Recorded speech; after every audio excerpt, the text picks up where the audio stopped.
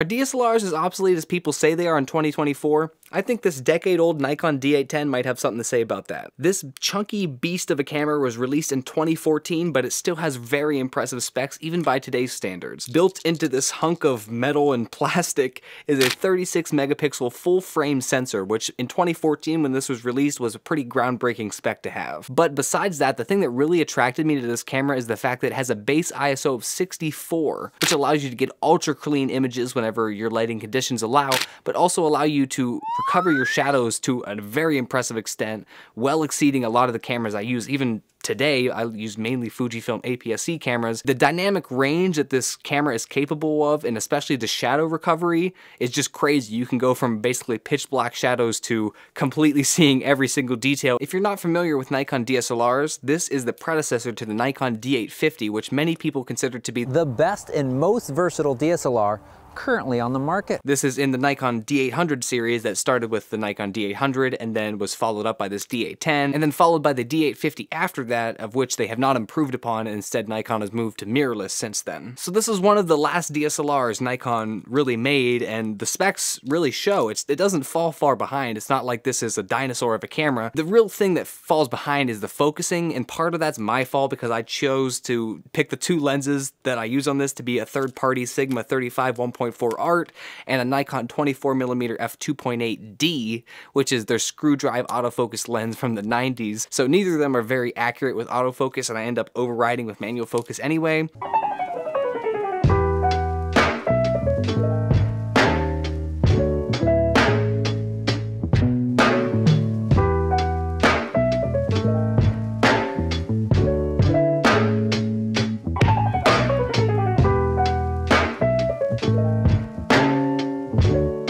The point I'm trying to make is this can make amazing images even by today's standards, and you have a different experience whenever you're out there photographing because it has a big, beautiful optical viewfinder. So instead of looking through essentially a little TV screen like you do with a mirrorless camera, you're actually looking directly through the lens because the lens reflects its image right through a mirror up into a pentaprism and then into the viewfinder. So you see directly what the lens is seeing, but you don't see your exposure information, so you need to rely on exposure meter, and then a lot of times if that's wrong, you end up over or underexposing your images and having to adjust because you can't see what your final image is going to look like. So in some ways you could consider it like a primitive or obsolete experience where you can't see your exposure information, but in other ways you feel more in tune with the photograph you're taking. You're not really taken out of the moment with all these on-screen overlays of exposure information and the battery. I guess you should know if the battery's about to die, but all these different digital overlays are not a part of it. You're just seeing the world as it is, and it's almost like a film photography experience in an era where film photography is so expensive to buy the film and have it developed. So if you want more of that analog experience whenever you're out there taking photos, a DSLR is a nice happy medium where you're still working with digital, so it's not so expensive of a process, but you feel more in the moment while you're taking photos. My main system I use is the Fujifilm mirrorless system, which has APS-C size sensors, and I still do find that to be more intuitive for me overall because I am a hybrid shooter. Video is very important to my workflow, so having a camera that can do both photo and video well is important to me, so that's why the Fujifilm X-H2S is my main camera, is what I'm filming on right now. I wouldn't consider a Nikon DSLR at all for video. I wouldn't even really consider most of new Nikon mirrorless cameras for video other than like the Z8 or Z9. Though this does have some video features like a microphone port, a headphone jack, mini HDMI port. There's no flippy screen. It's fully manual focus, so I have to use this monitor here. Colors are very nice. This actually looks really nice. The colors look beautiful and they're very flattering, I feel like, for me. Looks a little bit different than my usual colors from the Fujifilm and the LUT that I usually use. This camera is capped at 1080p 60 frames per second. There's no sort of log or anything in there. There's no advanced video features at all. Can't even do 4K. And this is what the internal microphone sounds like, in case you were wondering. The Nikon colors are really nice, but they are specific to Nikon. If you're either gonna like them or you're not gonna like them. It's not like Fujifilm where you have a variety of film simulations with entirely different tones and takes on colors and how they relate to each other. Really, the Nikon simulations are the standard simulation, and then the landscape has more contrast, and then the vivid has more saturation, but all the colors are from the same base, if that makes sense. It's not like Fujifilm where they're entirely different from film simulation to film simulation. Interestingly, this does have a built-in flash, which I don't think you would really use on a professional end camera like this.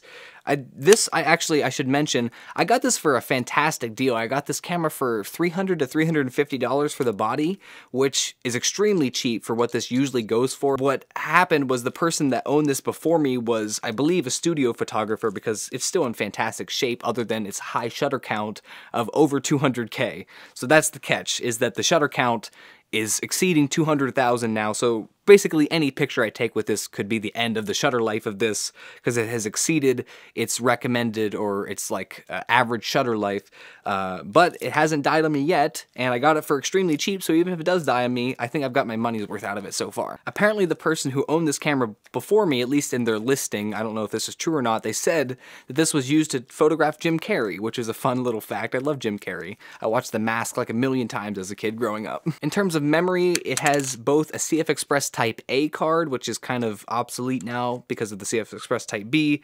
It also takes a standard SD card, which I'm happy because I don't have a CF Express Type A card. I don't know what this battery is called, but it lasts forever because DSLRs, because you're not really using the electronic viewfinder, and a lot of times the screen is off unless you decide to turn on live view, you end up conserving a lot of battery and getting a ton of battery life out of this. But it's the same kind of battery that I have in my Nikon Z7, so they didn't change that for that camera. Overall, the layout of this camera is a bit different, obviously, than a Fujifilm, but it's very intuitive, and once you use it once or twice, it pretty much makes sense. I wanted to show a quick little thing that's annoying about Nikon cameras in general, but especially this D810 and the Z7 I have. So if I'm in live view, manually focusing, which is just like using it like a mirrorless camera, it flips the mirror up and you're looking, you're seeing your exposure just like a mirrorless, but you can't use the viewfinder. So it kind of defeats the purpose, but some of my lenses focus so poorly with the viewfinder, I do this anyway. Anyway, if I want to zoom in to check my focus, I have to hit this little focus button, and I can, focus the lens, fine-tune the adjustment. But if I half press the shutter to take the picture, nothing happens. I have to hit the zoom out button until it's zoomed all the way back out.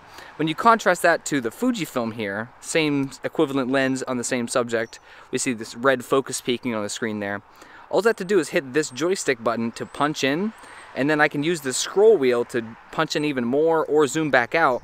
And whenever I'm done, I fine-tune my focus, I half press the shutter, and then it automatically is ready to take the picture, instead of having to hit the zoom out button over and over again like the D810 or even the Nikon Z7. That's one thing that's pretty annoying and just kind of a clunky feature in how things are set up. But in terms of lenses, because I did mention this earlier in the video, the main one I'm using is this, and by the way, with Nikon cameras, it's interesting because they're only one that twists the lens mount the opposite direction. You twist it righty-loosey, lefty-tighty, which every other camera lens doesn't do that. But I'm mainly using this big, heavy lens. This is the Sigma 35mm f1.4 Art. I wanted to try a Sigma lens. I've never owned a Sigma lens. I've owned a couple of Sigma cameras, but I've heard so many things about this, and I've also heard some negative things about it having no micro contrast. Overall, the images are really good and beautiful out of this. The problem is that these Sigma lenses notoriously are sometimes not accurate for focus, and you need to buy a third-party accessory it's like a dock to micro adjust your focus, and that's a whole thing I didn't want to get into.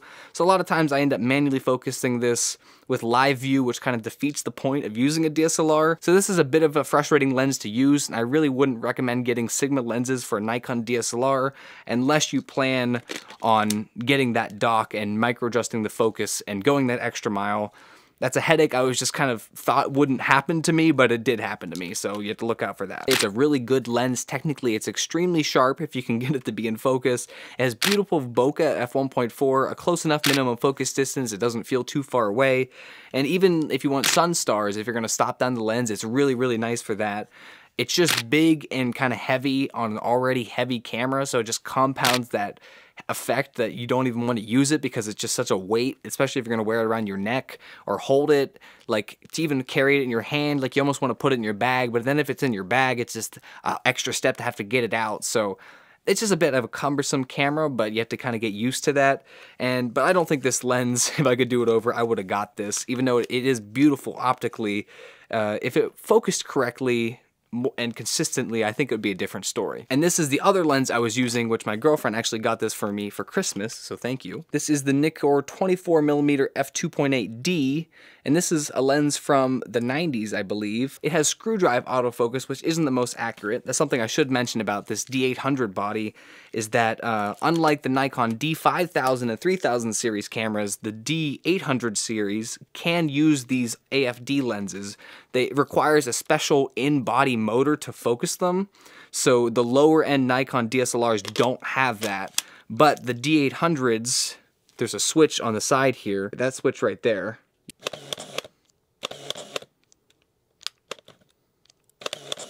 See, it's a bit loud, but you can use the screw drive autofocus, which is pretty cool. And the 24mm is really, it's a fun lens, but it's not technically as good. Just really in the recent couple decades have we gotten really good at perfecting wide-angle lenses. So a 24mm lens from the 90s doesn't really hold up by today's standards, especially if you're going to be using it on a high-resolution sensor like this and going to be zooming in at all. But in retrospect, if I could have done it over again, I wish I would have gotten the Nikon AFS 50mm f1.8 because I heard that was actually better than the 1.4, the full-frame version, not the APS-C version. And I wish I would have got that paired with a 28mm f1.8 AFS, because I think that would have been a good combo. I think I went wrong with getting the Sigma 35mm, because then I felt like getting a 28mm is way too close. So I wanted to get a wider lens, so I got the 24mm because it wasn't so close to 35, and I don't love 24mm, and yeah, if I could have done it over again, I would have done it different. But overall, I have enjoyed using this system. It is something I'm not sure I'm going to stick with. It's not something I really love, because even with this smaller 24mm lens, which I have a TT Artisan lens cap on, which is funny, I don't think it came with a lens cap. Even with this smaller lens, just the camera itself, it's a bit big and cumbersome, and it's hard to sometimes get myself to take it out at all if I could just take a smaller camera or no camera at all. I think really it would be good for like landscapes, setting up on a tripod and stuff, but with the kind of work I do, I really find that I actually don't even need that 36 megapixels of resolution, and the more high resolution cameras I try, like this and the Z7, the more I find that I'm perfectly content with the 26 megapixels that my XH2S has, and even the APS-C sensor it has as well. Basically, I wanted to get this to try full frame. This was the first full frame camera I ever bought, and I do enjoy it, but I think a lot of it holding back my enjoyment is just the lens selection I decided to go with, so that's kind of my fault. I had a lot of fun with this camera, like I mentioned, and it's just a little bit of a photography experiment to try out some different gear, especially a different brand, and I think you should too if you got a couple extra bucks and this is your kind of hobby. Try out a different brand or a different lens if it's not going to break the bank. Let me know if there's any other fun equipment out there that's not